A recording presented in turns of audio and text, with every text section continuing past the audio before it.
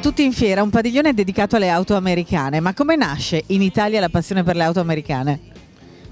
Penso sia il sogno di tutti gli italiani di essere un po' americani, anche perché gli appassionati delle macchine americane in Italia sono molti, anche per la diversità del tipo di auto, eccetera. Ecco, però voi siete molto divisi a settori, c'è chi è appassionato di Mustang, chi è appassionato di Dodge, chi è appassionato di fuoristrada. Voi ad esempio siete specializzati in fuoristrada? Sì, sui fuoristrada americani, pick-up, e fuoristrada appunto in genere, anche SUV, sempre americani comunque. Ecco, le nostre città però non sono proprio concepite per questo tipo di macchine, viste le dimensioni.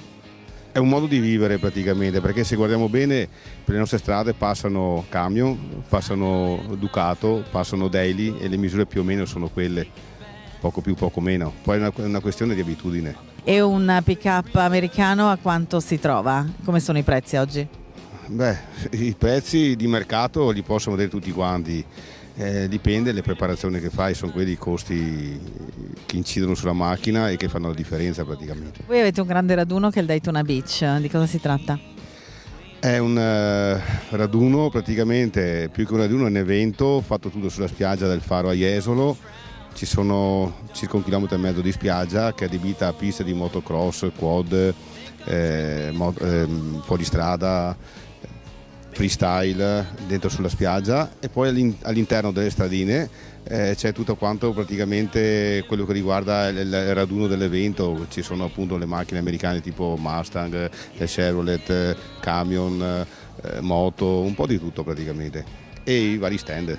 American Dream, Miki Persello, voi lo organizzate ogni anno perché continua a essere grande la passione americana in Italia? Assolutamente sì, noi lo organizziamo adesso da un paio d'anni, appunto da quando si chiama American Dream. Cerchiamo di unire tutta quello che è la cultura americana, quindi a partire da quello che è l'automotive, con le auto, dai fuoristrada fino al nuovo, insomma cerchiamo di riunire tutte le annate, fino ad arrivare alle moto, quindi il custom, le Harley Davidson e tutto quello che riguarda la customizzazione con quello che è il concorso Italian Motorcycle Championship. Oltre a questo uniamo gli spettacoli, quindi il burlesque, le pin-up, la musica rock and roll, rockabilly e tutto quello che è la parte diciamo più commerciale, quindi dell'abbigliamento, memorabilia e quant'altro, fino ad arrivare alla parte western e quindi anche il country che poi partirà questo pomeriggio.